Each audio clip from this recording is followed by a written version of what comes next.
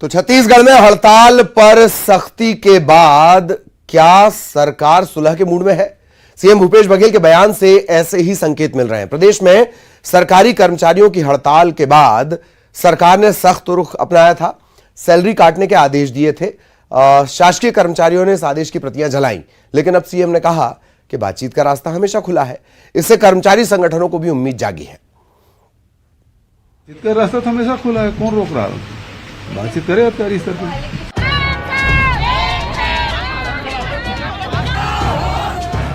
हड़ताल के बाद सैलरी काटने का सख्त संदेश और अब बातचीत का रास्ता खुला होने की बात कहना क्या सुलह का संकेत है? सीएम भूपेश बघेल का यह बयान इसी तरफ इशारा करता नजर आ रहा है। प्रदेश में शासकीय कर्मचारियों ने केंद्र के समान डीए और एचआरए की मांग को लेकर हड़ताल की थी। इस दौरान दफ्तरों पर ताला लटका रहा, लेकिन यह हड़ताल कर्मचारियों को भारी पड़ी। प्रदेश सरकार ने हड़ताल पर सख्त रुख अपनाते हुए और हड़ताल के दौरान कर्मचारियों को सैलरी न दिए जाने का फैसला लिया।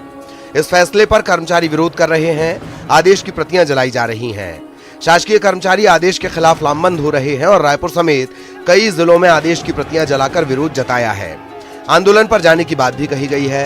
हालांकि इस दौरान सीएम भूपेश बघेल का बयान है। सीएम ने कहा कि बातचीत का रास्ता हमेशा खुला है। बातचीत का रास्ता तो हमेशा खुला है, कौन रोक रहा है? बातचीत करे अधिकारी स्तर पर। बातचीत का रास्ता तो हमेशा खुला है, कौन रोक रहा है? बातचीत करे अधिकारी स्तर पर। सीएम के इस बयान के बाद कर्मचारियों में आस जगी है। अधिकारी कर्मचारी संघ के प्रांतीय संयोजक ने इसे अच्छा संकेत बताया और कहा कि कर्मचारी भी बात के जरिए रास्ता निकालना चाहते हैं। कर्मचारी अधिकारी फेडरेशन की आज आपात बैठक रायपुर राजधानी के फॉरेस्ट रेस्ट हाउस में संपन्न हुई, जिसमें प्रदेश के लाखों कर्मचारियों द्वारा 25 जुलाई से 29 जुलाई तक किए गए सशक्त आंदोलन के दौरान छत्तीसगढ़ के किसी भी जिम्मेदार अधिकारी के द्वारा चर्चा न करने और उल्टा 5 दिन का वेतन काटने का तानाशाही आदेश जारी किया गया है। इससे रुष्ट, नाराज और आक्रोशित कर्मचारियों ने 22 अगस्त से अनिश्चितकालीन आंदोलन करने की घोषणा की है। हड़ताल के बाद सख्ती और फिर सुलह के संकेत। सीएम के बयान के बाद कर्मचारी संगठनों को उम्मीद जगी है।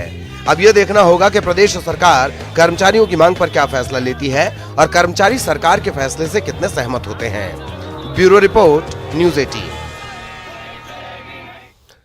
और बेहद खास मेहमान हमारे साथ जुड़े हुए हैं। कुछ मेहमान और भी जुड़ेंगे आगे, चर्चा भी हम करेंगे। पहले आपसे तारुफ करवा देते हैं। धनंजय सिंह ठाकुर साहब, आप प्रवक्ता कांग्रेस, हमारे साथ जुड़े हुए हैं और कोशिश होगी राजीव चक्रवर्ती जी भी नजर आ रहे हैं और कमल वर्मा, हम कोशिश कर रहे हैं कि वो भी हमारे साथ जुड़े। आप दोनों का बहुत बहुत स्वागत और इसके बाद हम चर्चा को आगे ले जाएंगे। सबसे पहले चक्रवर्ती साहब, आपसे मेरा सवाल कि आज इस तरह की सुलह की बात आ रही है, इस तरह के संकेत मिल रहे हैं, क्या कहेंगे? देखिए, अगर अभी पिछले 5 दिनों के हड़ताल में बहुत लगभग 2400 करोड़ के राजस्व की हानि हुई है। बहुत सारे लोग जो गांव से दूर दूर से आते हैं राजधानी रायपुर में काम कराने के लिए, उन्हें निराश होना पड़ा।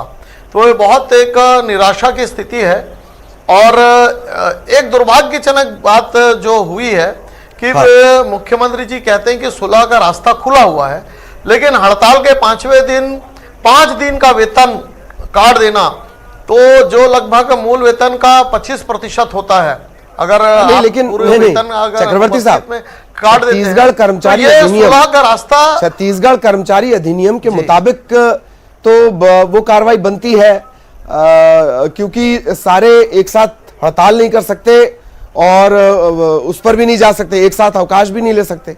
वो तो कानून में लिखा है ना। नहीं, कानून में लिखा, लेकिन अल्टीमेट दिया क्या था 1 महीने पहले? जो लेबर एक्ट है, लेबर एक्ट 1889 और लेबर एक्ट 69 के हिसाब से भी लिखा हुआ है कि कर्मचारी 1 महीने की अल्टीमेटम के छुट्टी पे छुट्टी ले सकते हैं। अब वो सामूहिक वाली आप बात बोल रहे हैं, उसका मुझे अध्ययन करना पड़ेगा, लेकिन 5 दिन का वेतन काट देना ये अन्यायपूर्ण है, अमानवीय है। उसके बाद ये कहना कि अभी देखिए, एक खुशखबरी अभी भी आई है, हमारे समवर्ती मध्य प्रदेश ने भी दे दिया, इससे बड़ा राज्य है। उन्होंने जो मांग थी कि डीए जी उसे बढ़ा दिया है। हाँ, वो केंद्र के समान 34% पहुंच गया। धनंजय ठाकुर साहब भी हैं। ठाकुर साहब, आपको अगर कोई जवाब हो चक्रवर्ती साहब का, अगर आप देना चाह रहे हो। एक दूसरा, सुलह के संकेत भी दिए जा रहे हैं और कर्मचारियों का कहना है कि हमसे कोई मिल भी नहीं रहा। ये बड़ा विरोधाभास है। ठाकुर साहब, देखिए ललित जी, निश्चित तौर पर कोई भी आंदोलन होगा, कोई भी समस्या का निराकरण तभी होगा जब संवाद स्थापित करेंगे। और माननीय मुख्यमंत्री भूपेश बघेल जी ने स्पष्ट तौर पर राज्य के कर्मचारियों को संवाद के लिए आमंत्रित किया है और उन्होंने कहा कि हर विषय का, हर समस्या का निराकरण चर्चा और स्वाभाविक सी बात है। दूसरी बात मैं भी सुन रहा था राजू चक्रवर्ती जी को इस बात को और अध्ययन करना चाहिए कि 2006 जो कर्मचारी अधिनियम जो निर्माण किया गया है, उसके निर्माण करने की जिम्मेदारी रमन सिंह की सरकार के ऊपर जाती है। इन्होंने इस निर्माण किया ताकि कर्मचारी जो है लोकतांत्रिक तरीके से बात ना रख सके, वो जाएगा इस प्रकार के कड़ा रूप अपनाया जाएगा। ये नियम बनाने वाले भी पूर्व की भाजपा की सरकार है। दूसरी बात मैंने कहा ना, महंगाई को लेकर कर्मचारी लगातार ये बात कर रहे हैं और महंगाई एक ग्राम समस्या देश में है। निश्चित तौर पर हमारे कर्मचारी साथी महंगाई से पीड़ित है, क्योंकि अगर 410 रुपए का रसोई गैस का सिलेंडर का 1300 रुपए 1100 के आसपास में मिलेगा तो महंगाई तो है नहीं। अगर दाल, आटा, चावल, दूध पर अगर 5% जीएसटी लग रहा है तो महंगाई बढ़ाने वाला है। पेट्रोल डीजल पर अगर टैक्स लग रहे 20 से 22 रुपए नरेंद्र मोदी सरकार के द्वारा, तो महंगाई बढ़ाने वाला है। और पूरी तरीका से हमारी सरकार जो आप देखेंगे, ठाकुर साहब, इतनी महंगाई के दौर में 5 दिन की तनख्वाह काट लिया आपने। मैंने कहा ना, ये जैसा आपने पहली बार जिक्र किया कि कर्मचारी अधिनियम के चलते सारी चीजें हुई हैं और इस अधिनियम को, इस काला कानून को बनाया किसने था? इस काला कानून को रमन भाजपा की सरकार ने बनाया था। हमारी सरकार तो कर्मचारियों के प्रति सहानुभूतिपूर्वक हमेशा से बात करती है और हमारी सरकार ने 3 साल में कर्मचारियों के हित में अनेक फैसले किए हैं। पुरानी पेंशन की बहाली अगर किसने की तो हमारी सरकार ने की है। उसके 17,000 करोड़ रुपए केंद्र सरकार आज भी दे रही है ना, उसमें अलग नहीं कर रही है। हमारी सरकार ने सप्ताह में 5 दिन के काम का सुविधा प्रदान करने का हमारी कर्मचारी साथियों के लिए किया है। जो निकंपा नियुक्ति ने जो 10% का सिविल लगा रखा गया था रमन सरकार के दौरान, उस लाइन को भी हटाने का हमारी सरकार ने किया। आप देखेंगे कोविड के दौरान 700 से अधिक कर्मचारियों की जहां देहांत हुआ, आकस्मिक निधन हुआ, उसके परिजनों को भी निकंपा नियुक्ति देने का हमारी सरकार ने किया है। बस्तर बटालियन, अगर बस्तर में कोई पुलिस के अधिकारी का बहुत अच्छी बात नहीं ठाकुर साहब, ठीक, वो लिस्ट लंबी नहीं, आप मेरी बात सुन लीजिए। इतने अगर आपने कर्मचारी हित में काम किए, ये बात सही है, पुरानी पेंशन बहाली व्यवस्था और जो तमाम चीजें आपने गिनवाई, इतने अगर कर्मचारी हितैषी आप हैं तो 5 लाख या 4.5 लाख लोगों को सड़क पर आने की जरूरत क्यों पड़ रही है? आप उन्हें कन्वे नहीं कर पा रहे? आपने बहुत बढ़िया सवाल पूछा। मैंने कहा जिस दिन कर्मचारी आंदोलन के लिए गए, आप देखेंगे हमारे सरकार के जो प्रवक्ता है राहुल चौबे जी, मंत्री भी हैं, उन्हें स्पष्ट कहा कि कर्मचारियों के हित में सरकार निश्चित तौर पर संवेदनशील है, कर्मचारियों को चर्चा करनी चाहिए। क्योंकि कर्मचारियों को लगा कि उनकी मांग नहीं मानी जा रही है, आंदोलन करना स्वतंत्रता ही है, देश की हर कोई अपनी बात रख सकता है। और आज भी माननीय मुख्यमंत्री भूपेश बघेल जी ने साफ तौर पर कहा कि संवाद स्थापित करते हर समस्या का होगा। मैं तो आपके चैनल के माध्यम से कर्मचारी साथियों से आह्वान करूंगा, माननीय मुख्यमंत्री भूपेश बघेल जी संवेदनशील मुख्यमंत्री, सभी वर्गों के साथ न्याय करते हैं और हमारी सरकार ने 3 साल 3.5 साल में कर्मचारियों में अनेक फैसले लिए हैं और आपकी समस्या को हमारी सरकार सहानुभूति पर विचार कर रही है।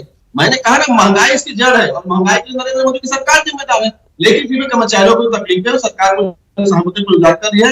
कर्मचारी संगठन को आगे आकर माननीय मुख्यमंत्री से चर्चा करनी चाहिए। जी जी, अब जिक्र आया है महंगाई का तो सवाल बनता है राजीव चक्रवर्ती साहब आपके लिए, कमर तोड़ महंगाई या महंगाई डायन, ये सारे शब्द आप ही के डोमेन से आए हैं और अब ये शब्द कहीं सुनाई नहीं देते और कर्मचारियों पर मार तो इसकी भी है। चक्रवर्ती साहब,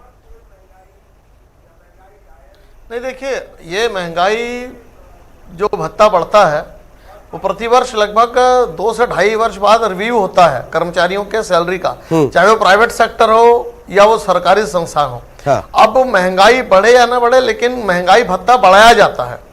और सरकार 2017-18 के पूर्वार्ध में जब थी तो माननीय बघेल जी और टीएस सिंहदेव जी दोनों ने जाकर, और पुनिया साहब भी जाकर कहा था कि महंगाई भत्ता का रिवीजन हम करेंगे। हमारी सरकार का पहला साल किसानों का रहेगा, दूसरा साल कर्मचारियों का रहेगा। हम बहुत बड़ी मात्रा में कर्मचारियों की भर्ती करेंगे। कर्मचारियों का महंगाई भत्ता और मकान भाड़ा भत्ता और जो दूसरी जो लंबित मांगे हैं कि जो आवास की समस्या बहुत बड़ी, हाँ। तो जो जीएडीए के थ्रू जो मकान बनाए जाते हैं, जो कॉम्प्लेक्स बनाए जाएंगे जिसमें कर्मचारियों के लिए बड़े बड़े कमरे हो, बड़े बड़े मकान हो, उसमें गार्डन हो। लेकिन दुखद स्थिति यह है कि सरकार ना तो किसानों के प्रति गंभीर रही, ना बेरोजगारी का जो वादा था उसके प्रति गंभीर रही, और जो कर्मचारी बंधु है जो 4.5 लाख के करीब आसपास है, ना तो उसके प्रति गंभीर रही। आप तो शुरुआत से बात कह रहे हैं कि भाजपा लगातार आरोप, महंगाई बढ़े या ना बढ़े, दरअसल जनमत तो उन्हें मिल रहा है ना। आपने किसान की बात कही, आपने घोषणा पत्र के मुद्दों की आप बात गिना रहे हैं, नहीं जनमत मिल रहा है। अभी विधानसभा उपचुनाव के नतीजे आप देखिए, 6 महीने बाद दिख गया ना, लोकसभा में सरकार उड़ गई, 9 सांसद हमारे जीत क्या है। अब तो कहते थे कि 6 महीना इतना हमने ऐतिहासिक काम कर दिया कि 11 की 11 सीटें कांग्रेस जीतेगी। उसके बाद जो जीती गई तो डायरेक्ट कोई इलेक्शन तो नहीं हुआ मध्य प्रदेश की तर्ज पर, वो तो पार्षदों के थ्रू इलेक्शन हुए। चलिए, और पार्षदों में भी जो क्या तोड़फोड़ हुई सब आप जानते हैं। जी जी। लेकिन सेम यही बात मध्य प्रदेश में भी कही जा रही है कि पता नहीं पार्षदों में कैसे तोड़फोड़ हो गई।